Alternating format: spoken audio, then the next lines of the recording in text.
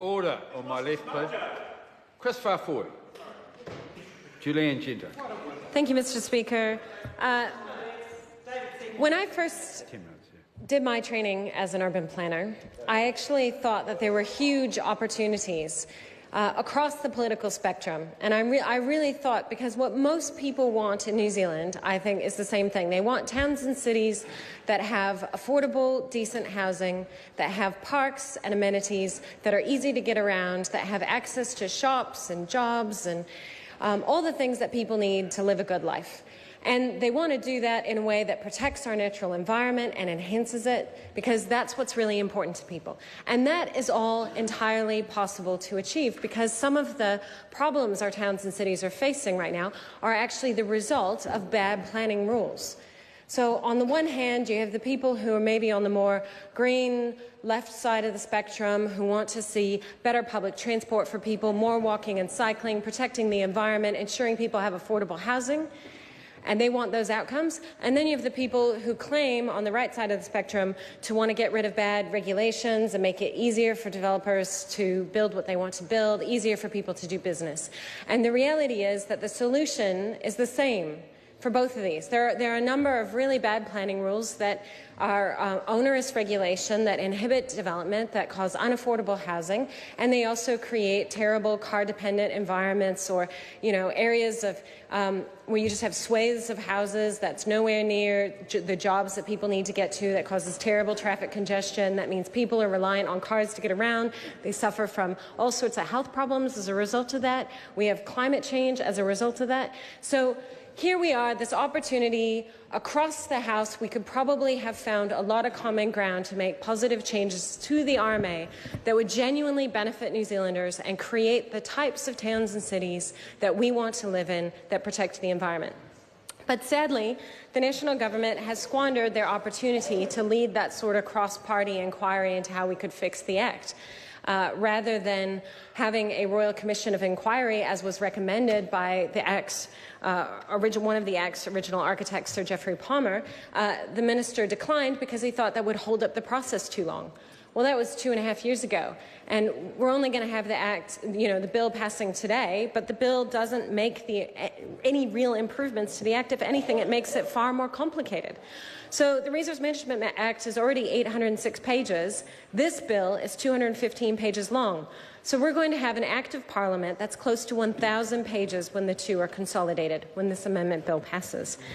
And Nick Smith's legacy is a bill which makes the RMA incoherent and inaccessible, even more so than it already is. It's legislation which means that people are going to have to pay planners and lawyers to just even try to begin to understand, and it's going to be very difficult for people to participate in the process. And that, I think, is the fundamental problem with the bill as it is right now, is it doesn't achieve our fundamental goal of protecting the environment, it also makes it hard for people to do things that they want to do in our towns and cities. And we could actually get wins across the board and improve it in both of those ways. But that's not what the government has decided to do. When I was out campaigning in Mount Albert during the by-election, housing affordability and transport were very clearly the two largest issues on people's minds. And while everybody acknowledged that housing affordability is an issue because lots of people want to live in the inner suburbs, Nick Smith and David Seymour will have us believe that the answer to the problem of expensive sections in the centre of the city is to enable more far-flung development hours away from where the jobs are. That's not going to solve people's transport problems. That's not really going to solve their housing affordability problems, because if you have an affordable house where it's nowhere near jobs and you have to spend 2 hours a day commuting and spend lots of money, every person in your family has to own their own car, well, you've completely undone the benefit of having a cheaper house, because you're spending so much money on petrol and you're spending so much time in traffic. So the issue is, in places like Mount Albert, land values are very, very high, and lots of people want to be there. And we need to find opportunities for there to be more intensive developments in there. But that doesn't mean high-rise. I'm not talking about towers. You don't need that. It's just 3, 4-story, the kind of beautiful Art Deco development we had before the Town and Country Planning Act. In the 1930s, we actually built really beautiful apartments that make nice homes in Auckland, and we could do it again. But we have to change some of those underlying planning rules.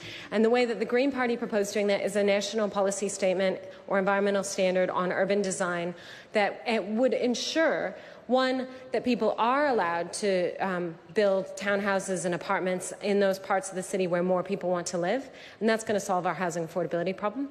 But people living in those areas need to participate in that process and feel like they're on board with it. That's what I heard out door knocking in Mount Albert, is that people are happy with more development happening in their neighborhood if it means that their kids can afford a place to live near them.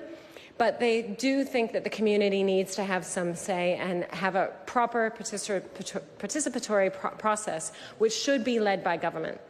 And that's something that we would like to see.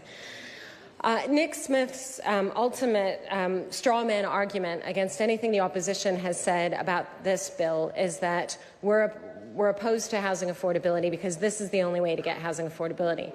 Well, I tell you, Minister, I say to you, there are 4 factors affecting housing affordability in Auckland, and your government could have addressed pretty much all of them, and this bill does nothing to address any of them. The number 1 factor is the tax advantages that are given to property investors. Investors made up 44% of house sales in Auckland in the last year. So almost half of the sales are going to property investors, not first home buyers. That's because we don't have a capital gains tax. So it makes sense. If you already own property, why wouldn't you just put more of your money in more property? That's not good for our economy in the long run, and it's also not fair. Why should somebody who's held onto a property for a couple of years be able to keep hundreds of thousands of dollars in profit they've made and pay no tax on that when people going to work every day and earning a paycheck pay tax on their income? It's just not fair. And if the national government had instituted a capital gains tax, not only would we have seen less house price inflation, because New Zealand has had the worst house price inflation of any OECD country, probably because we don't have a capital gains tax and everybody else does. Order. I am going to ask me to resume his seat and to interrupt her and ask her now to come back to focusing on the bill. I think she's been running on capital gains for a couple of minutes now, and it's not part of this bill. Okay, fair Julian enough. Genter. But there's no question that the lack of a capital gains tax is a key factor in the lack of housing affordability. The second factor is foreign capital, which is driving up house prices, and places like Vancouver, which have instituted a foreign buyers tax, have seen a 16% drop in prices. So Vancouver is a very similar situation to New Zealand. So simply by saying the problem is about supply completely ignores some of the major factors driving house price inflation in Auckland and in the rest of New Zealand, and that has to be dealt with, because otherwise we're not going to solve our housing affordability problem. The third problem is, of course, that we have practically zero legislation protecting renters' rights. We don't have a warrant of fitness on rental properties. So the people getting away with tax-free capital gains also don't have to invest in their properties or look after their renters. And finally, government, of course, should directly be increasing the supply of houses. And what we would like to see is an approach to resource management that solves this intractable problem that we seem to have.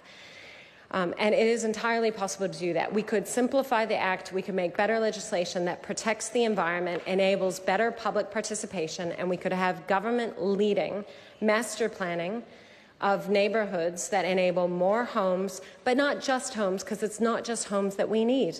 We need homes in neighbourhoods that have access to jobs and shops and schools and parks. People don't want to live in a subdivision full of McMansions where they have to commute for hours, and the market is failing to provide what we need, in part because of bad regulation and in part because of a lack of central government leadership. So I really believe that if the Minister and the national government had been serious about solving the problems with the Resource Management Act, they would have taken a more cross-party approach. They would have gotten the experts in through a Royal Commission of Inquiry, and then we wouldn't see this bad legislation being passed by 1 or 2 votes only.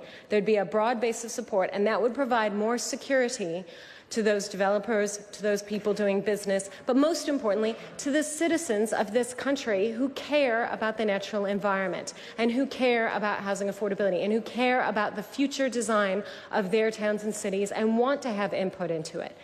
We can do it once, we can do it right, we can invest in the infrastructure we need to support housing affordability, fantastic green neighbourhoods that are good for people, good for the planet, and of course good for business. And that is what people can vote for this September. Vote for a change of government, because this government is not going to deliver on anything. They've proved that in the last 9 years. Point of order, Mr. Speaker. A point of order, Grant Robertson. Mr. Speaker, I don't wish to disagree with your ruling, but I want to raise a point of order under Speaker's ruling 1364, which is a ruling of Speaker Elgie from 1961, that ministers must confine themselves to the general principles of the bill as it emerged from the committee, and also Speaker's ruling 1364, and also 1374, which is a ruling from Speaker Harrison that the third reading is an occasion for drawing attention in passing to amendments that were defeated, but not for a lengthy discussion on those matters. I think it's important to raise those two matters now, partly because I intend to do it in my speech and I want to get a clear ruling from you, which is that Julianne Genter raised questions around housing affordability in Auckland and did go through in some detail those points. The Minister, in introducing the bill and throughout the debate, spoke about the reason for the bill being the housing issue that New Zealand is facing. And so I would have thought that is actually within the general principles of the bill.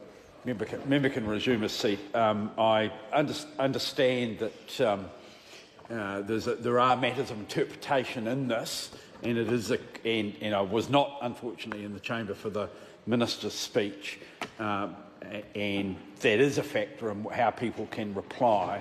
But I think 2 minutes on a capital gains tax was too much. Ron Mark. Thank you, Mr. Speaker.